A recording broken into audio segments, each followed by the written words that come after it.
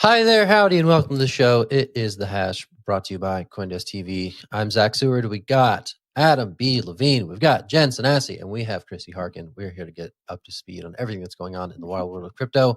Definitely wild when there's big, old, historic exploits. So I'm going to toss it to Adam for the background on that, and we will get going. Adam, take it away. Thanks, Zach. In one of the largest Web3 bank heists to date, certainly yesterday, Ronin, the native token system behind play-to-earn giant Axie Infinity, saw more than 173,000 Ether and $25 million pegged USDC stablecoins extracted from its system by an attacker. Those tokens were, at the time, worth more than $625 million. And as has now become somewhat standard, we've seen a pledge from the company behind Axie to cover the losses. We've seen the largest exchanges clamp down in an effort to prevent the attacker from cashing out. And those are just the highlights from the first 24 hours. I'm going to throw this to you first, Christy, but a couple of questions on my mind here are, how does someone actually escape with the loot in a situation like this? Should we be surprised that these newer systems built more for scale than security are getting hit increasingly often? And has this just become a cost of doing business for the big players out there? Wow, those are like three big essays one could write there, Adam. Take it away, Christy. Take it away. I actually just want to start with the whole can he escape with the loot thing first, just because that's the one that just is like blowing my mind. As it's been described as GDP size numbers. That's a lot of money to escape with. And like the dude has gone and put it on centralized exchanges full of KYC. So first of all, that's a lot to liquidate. And we know, we've talked a lot in the last few weeks, especially in the situation of Russian sanctions, how hard it is to actually liquidate that much in crypto. It's just not really, it's there. Of course it's there, but that's a lot to pull. And especially without getting tracked. And if you're going to use a centralized exchange, you're really going to get tracked. You're going to get frozen. It really makes you wonder, does he actually intend to cash out? Or is he just sending a great big old message of, I did this. I don't care about getting the money. I just wanted to point out that it was possible and that it can be done, which I guess then leads to your question of, is this just the cost of doing business in Web3, where things are hacked together real fast and put out, and millions of dollars worth of crypto gets used on these sites, but they're not always super secure. So I've touched on almost all those points, but I'm going to see if Zach, who has been editing many of these stories, has something he'd like to add to it. Yeah, those are all great points. And it is really just, I just like the abstraction. I like the heist. You're in the vault. You have $600 million in crypto, but it's kind of worthless. You got to get it into cash in most cases. And even if you don't want to get it into cash, it's stained with that ink that explodes when you rob a bank. So this is dirty crypto that's going to be rather difficult, most experts agree, to launder in any way, shape, or form for some of these high level hacks. And I think you sort of see this, this oh, I'm a white hat hacker now kind of thing happen, right? These gray hat hacker situations that sort of unfold over time. This is still the early innings of this story. This broke midday yesterday. The exploit itself took place a few days prior. But the beauty and the crazy bizarre thing about blockchain is that you can see this stuff happen in real time. There's sort of an on-chain police chase going on right now, where you can see where these funds are going, and you can see some apparent missteps that this person or persons may have undertaken when they sort of entered into KYC'd environments in a bid to turn some of this stuff into cold hard cash. So this is, I think, a big advantage of these open, transparent public blockchain networks, is that they can be a bit self-regulating in this regard, right? If there's a big hack, these addresses are flagged. It becomes difficult to launder or to mix these funds in a way that makes it untraceably clean on the flip side of it. So it's going to be funny to see what this person or persons decides to do in this instance. And yeah, this story has just started, but I'll toss it down to Jen for her thoughts. Yeah, on that point, I thought it was interesting that the blog post that was released that explained the hack said that they are working with various government agencies to ensure the criminals get brought to justice. Now, correct me if I'm wrong, but this is one of the first times that we've seen law enforcement get involved in a DeFi hack, or the platform actually involving law enforcement. I think the last time we saw this, and the only time we saw this, was in Canada with that 16-year-old who hacked, I forget what the company's called. Anyone remember? It's called Indexed Indexed Finance. Indexed Finance. Yeah. And so Yeah. I thought that was really interesting. It'll be interesting to see which law enforcement, which government agencies, if any, get involved. For me, though, I think Sky Mavis's announcement to reimburse players was what really stuck with me from the story, or what stuck with me so far. You know, we hear so much about the Axie Infinity players who come from developing nations. I always point to the Play to Earn documentary that was produced by CoinDesk contributor Leah Callan Butler, that really tells the story of communities in the Philippines who have been uplifted, especially throughout the pandemic, because of Axie Infinity. So I think their announcement to reimburse these players was the absolute right announcement for them, but also for DeFi. We talk about mainstream audiences who hear about these massive hacks, who get afraid to enter DeFi, who get afraid to try out these products because they're going to lose their money. But when we hear that companies like Axie Infinity are reimbursing people who have been victims of hacks, we start to think of these platforms and these products the same way we think of them as the same way we think of banks and Visa, right? If something goes wrong, someone has my back. So I think that was the absolute right call. And Adam, to your point, I think it's just the cost of doing business as we learn how to operate in this very new space. So I have a really dumb idea, I think, but I feel compelled to talk about it. I love dumb ideas. If I was the person who had stolen this money, right, and I knew that there was really no way that I could get it out, I think what I would do is I would go to the NFT market and I would start buying apes, right? Just start buying all the blue chip types of tokens that are out there and involve all of these communities who don't want their tokens to be blacklisted, right? And maybe, I mean, again, if you steal $625 million of money you can't get out of the crypto ecosystem, well, I mean, you could take $100 million worth of that ether and set up bounties for someone to create platforms for you to actually, to create a competitor to OpenSea or something like that, treated like a venture fund. I mean, there's all this interesting stuff that you could do so long as you're not trying to take it out of the ecosystem and into the physical world. And so it's kind of interesting to me that, we see this question come up over and over again. Okay, you've stolen, you've robbed the bank, but to Zach's point, now that money is you're kind of trapped, right? There's no real way out of it. Well, in crypto, you don't actually need to leave, and you could do all kinds of shenanigans that would kind of involve people and make the story get even bigger and bigger and bigger. I don't know. Like I said, it's a dumb idea, but Zach, what do you think? I don't know. I think there's there's services like Nansen, for instance, that label wallets, right? And or even Etherscan, right? Here's Vitalik's wallet. Here's the Poly Network hackers wallet. Here is Ronin wallet. Do people really want to be associated with those ill-gotten gains? I don't know. There's a lot of tweets out there that are oh, this is bullish for ETH because this is 176,000 Ether token burn. No one's touching this stuff ever. So I don't know. I don't know if you could spin it into some crypto native vehicle for further investment without people being yeah, I don't know if I want to be associated with this stuff. But hey, maybe there's some anons out there who would maybe think about Thief DAO, right? That might be Thief fun. DAO. Ayo. Huh? Nice. Oh, wow. Turn it into other people's problem. Yeah. See, now here's where I'm curious to see what happens next. Is if you look at the Poly Network hack and how they, I believe, there was something like $611 million taken there, and they basically negotiate. Isn't that the one where they negotiated with the hacker and said, look, keep 10 million of it, no questions asked, just return the rest of it. And it turned into sort of like a reverse bounty of sorts. It wasn't a bug bounty, but it kind of turned into one. I'm wondering, maybe because the hacker put all this on the centralized exchanges, maybe his whole point was to shake it down sort of the way the Poly network happened, and say, hey, I'll make it easy for you. Just let me keep 10 million of it and you can have the whole lot back.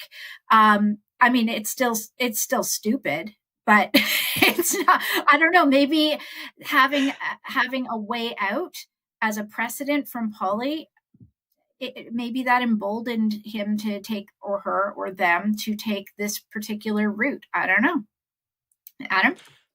I mean, I think that the play, if you're the hacker here, if you're the attacker, hacker is kind of a weird word to say in all of these contexts. Again, like attacker is a little bit more generic and kind of more reflective of what's actually happening. I think if you're the attacker, the way that you apply maximum pressure is you just let it sit there. You let it sit there. You don't do anything with it. You're not accessing it because you really can't, as we've been discussing. But at the same time, like once this stuff goes into a centralized exchange, I mean, you don't need to talk to the hacker if you're Axie, right? All you need to do is just talk to the exchanges and say, hey, here's these stolen funds, give them to us, right? Whereas if you're the attacker, if you just do nothing with it, then the person, the company that's pledged to replace the $625 million worth of funds, they're under a lot of pressure because that's going to need to come out of them. And it gives you kind of maximal negotiating leverage. So I don't know. I mean, like the other thing about this is like, I think that a lot of times when we see these, there's this weird dichotomy, right? Where it's like this sophisticated attacker is able to extract hundreds of millions of dollars. And then on the other hand, they do something really, really stupid with it once they've gotten it out because they don't really understand kind of the way that things work outside of that. A lot of times I think this is just people who typically would have, in a more normal system been like, hey, can I get a bug bounty because I've discovered this vulnerability? But in crypto, if you find one of these things and there's $625 million sitting there, why would you go for a $10,000 bug bounty when you could just kind of extract all of it? So I think that, again, there's this like sophistication on the technical side, and then there's this naivete on the kind of social side that we see play out over and over again. And, one other point is I'm waiting to hear whether or not Axie is going to start describing the attacker as a white hat, right? Because that's what we saw with Poly. The Poly hacker, they didn't say I'm a white hat. That was like a strategic move that the Poly network did to try and allow the hacker to rebrand themselves, right, as a white hat, as kind of like a clean way out. And I actually thought that it was a little bit ham-fisted the way that they did it, and the guy kind of played with them. But it did work. So, I mean, as a strategy, I think it's a decent one. And it'll be interesting to see if we see it deployed here. Adam, I'm starting to wonder about you. You have a lot of interesting ideas about hacks and what to do once they've been executed. I like it. Just keep it on chain. Just leave it there. Can't do nothing if it's on chain. That's staying put. I like it. Take tips, everybody. Yeah, there's a nice piece that Andrew Thurman filed this morning. So, so you've stolen $600 million. Now what? And again, like, it sort of talks to, Chainalysis, Elliptic, people who have been involved in the index finance hack, and just sort of goes through that. Okay, this is the hard part, right? The easy part is the stealing $600 million. The hard part is what do you do next? And I think we've seen before, and I think the Poly network thing is probably the closest analog, this weird social drama unfold, and sort of the black hat to white hat transition certainly is something that may or may not be, I think maybe could very well be really like the only path out in situations like that, where it's like, okay, take a sliver of it, go home, let's pretend this never happened. All right, any closing thoughts? Christy, what are your final thoughts on what was a pretty historic exploit yesterday? Oh, I'm still going with the stupid is as stupid does side. I'm sorry. That just Christy just thinks this is dumb. I just keep reading it going, there's gotta be no, not really. Yep. So sorry. That's my final thought, and it's not eloquent, but that's where I land on it. It's a good one. Definitely a story to watch. All right, we're going to take a break. When we get back, a little bit lighter fare. We're going to talk about Visa continuing with its NFT experiments. Famously, they bought a CryptoPunk. Now they're trying to help small business owners monetize through NFTs. We'll talk about that after the break. Stick with us. It's The Hash.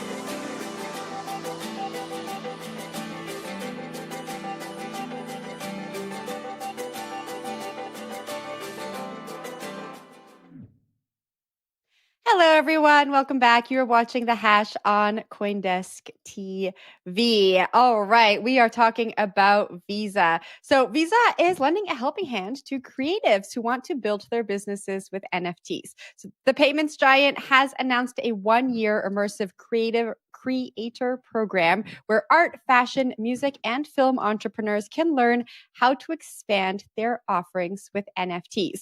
One of the first creator program participants is former MLB second baseman Micah Johnson, who launched his NFT character last year. Let's take a look. Hi, I'm Micah Johnson, artist and creator of Aave.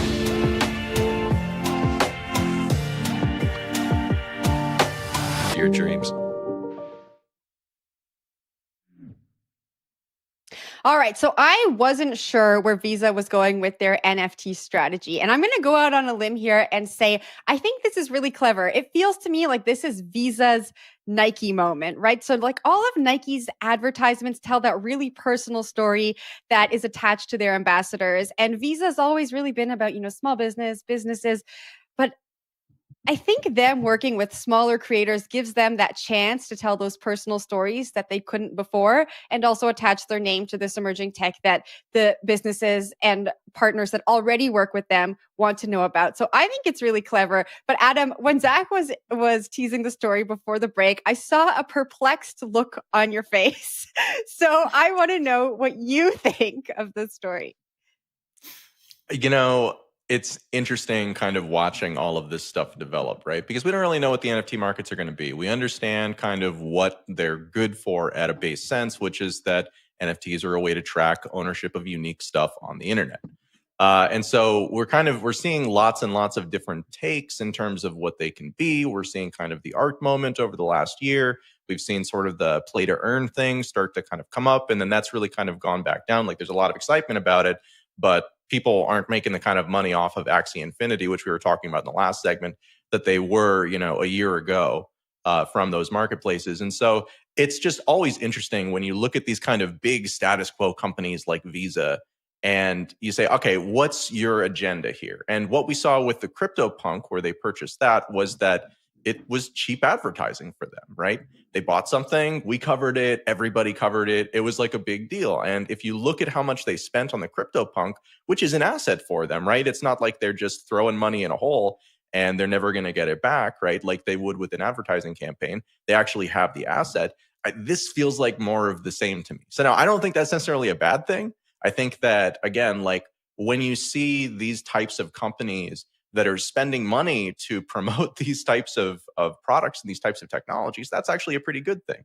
And it's a decent use of their money relative to, in my opinion, the other things that they could be spending it on. But I think that we always have to keep that in mind, is that it's kind of all about that visibility and the ability to connect themselves with these kind of cool technological innovations and attempt to make themselves cool as a result of that. So it's interesting from a couple of different angles for me. What do you think, Zach? I think it's about rolling out the welcome mat, right? It's saying, hey, we know NFTs, come work with us, right? And we've seen this from other, again, status quo financial companies. If it's like, I forget which one it was. I think it was PwC doing a Decentraland activation, or obviously JP Morgan doing something similar. They're saying, hey, we know metaverse clients, come to us. We can help you. We can be useful partners in this, and hey, we can make a little money in doing so. And I think that this embrace of some of these technologies that we're seeing that kind of would have been unheard of 2-3 years ago, that like Visa would launch an NFT program or JP Morgan would launch a metaverse office. We're seeing that come to pass because I think these big brands are seeing where the opportunity is coming down the pike. So whether or not it pays off immediately, hey, maybe it's a worthwhile low ticket moonshot to buy a CryptoPunk and to set up a consultancy about how to make NFTs work for you. Then again, this could be a big part of their business going forward. So who knows? We'll see. It'll be interesting to see which other creators end up working on this project. Christy, I'm going to toss it to you though. Yeah, that's the question that I have, is what other creators are going to be working on this project? Because my first reaction, honestly, a little bit jaded, was their first participant is a former MLB second baseman. And I'm thinking, okay, that's nice, but they kind of make money already doing the baseball thing. So why are we not going after, an artist whose primary source of income is art, and, the struggling artist? And I get it. It's a big name and it's easier to hashtag that or at him on Twitter and get the following. I do get that. And I think that his project sounds super interesting. But if you've got limited resources to dish out, and I assume it's not unlimited resources, even if it is a big bank, I think I might have gone for maybe or at least have in the wings somebody who is actually a struggling creator. That was my first reaction. The what's, and like Jen, I also was kind of asking, what's the connection between CIBC and the NFT creators? Are they doing it for their business? Are they getting into the NFT business? But then I think it's more like a sponsorship, like you would for, say, up and coming athletes who are contenders to go to the Olympics or something. So yeah, I guess that's the NFT version of the Olympic training ground. But that was the one question I had in my head, was why him? But yeah. So, I just want to note really briefly that that Micah Johnson actually has been a somewhat big player within the NFT space for about a year now. So that's kind of another thing. And I remember we did an episode of CoinDesk's Money Reimagined back in, I think, spring of last year. And we had someone from Visa on, and Michael was in the audience and came up and talked to them, and they had kind of an instant connection there. So this doesn't feel like a surprising thing to me. This feels like the culmination of a thing that's been in the works for a while, and just kind of, for all the reasons that we've discussed so far, he's kind of a natural choice. But he's certainly not somebody who's learning how to use the NFT marketplace to make a career. He's somebody who's basically already there. Yeah, I think that's where my question was. Yeah. Yeah, Christy, to your point, I guess we'll see what kind of creators take part in the immersive program. I think, Adam, to your point, Micah was an obvious choice maybe to draw in interest from people who are going to apply for the program. I do want to note that the program is focused on technical and product mentorship, community building, access to thought leaders, exposure to Visa clients and partners, and the participants get a one-time stipend to launch whatever venture they're going to launch out of it. So it really does have an incubator feel. And so even if this is a clever way for Visa to advertise and let their clients know that they are now playing in the NFT space, I think creators who participate in this will get some real value out of it. And I think, Christy, it's your turn. Yeah. So we'll be switching gears now, I guess, to the last story, which I've got. And this is, yes, I am talking about a token that I don't generally talk about in my normal everyday speech. But so Aave's token has rocketed 97% since an upgrade that strengthened its DeFi capabilities. And what I found super interesting about this story is we have here a token, a DeFi token that is going up, not just because somebody memed it or because there's some kind of, external buzz or something weird. It's actually going up because of an improvement in the protocol and people recognizing value from that. And I like those kinds of stories when we're talking about number go up. So proposed initially in November of 2021, Aave version 3 introduced cross-chain portals, isolated markets, and a high efficiency mode and other features for better user experience. And So portals allow users to swap assets from any blockchain which Aave is deployed. They can create A tokens, which represent deposits into Aave and one chain, on one chain, and then burn them on another. So there's trading strategies. It's got a better user experience, and people are responding to that. So it went up to a 24-hour high of $241.92, according to CoinDesk data, and it's now sitting around $223. But when the Aave upgrade went live, it was only at $122. So that's quite an increase since the upgrade. So yeah, that is all of my excitement about Aave. Yay for them. Zach, you want to add anything to that? Sure. I mean, Aave is like the market leader. They're neck and neck right now with Anchor, which is like a Terra-based protocol. But when it comes to DeFi lending, Aave is a big player, and they exist on multiple chains. They sort of have this vision for like cross-chain DeFi, and this stuff makes me excited because like, what if DeFi actually worked and was like accessible and usable to to most people? Right now, it's like a very small niche thing that like is hard to grok for most folks.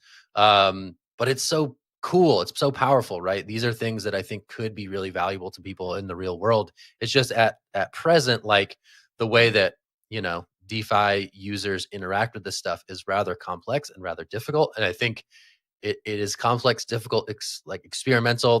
We're prone to exploits. We're seeing all these things, but the end goal, I think, the light at the end of the tunnel is very, very exciting for what financial services on the internet can be in an internet native way, in a more decentralized fashion than what we see in the present world.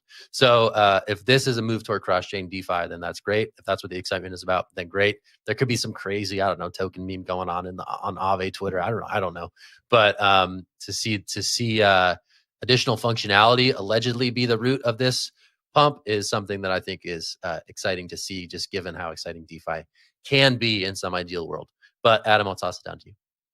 Yeah, I think that you're characterizing it in some ideal world pretty much falls into kind of my opinion of the things too. Like crypto is so notorious for being kind of like a gambler's, paradise, right? Like where even when you're talking about tokens that have mostly validated use cases like Ethereum, well, how much of the actual, price is driven by speculation about future use? How much of Bitcoin is driven by speculation about future use? And then you go down the list of tokens and it's like, okay, well, and these are like 90%. This is like 99%. It's just like the whole thing has for a very long time to me felt more like it's about speculation than really it is about anything else. So my kind of counter take to yours, Christy, would be that maybe it's not the actual utility that is driving the price. Maybe it's speculation about the future utility that this suggests or that may be possible now that actually winds up driving the price when it comes to this type of stuff.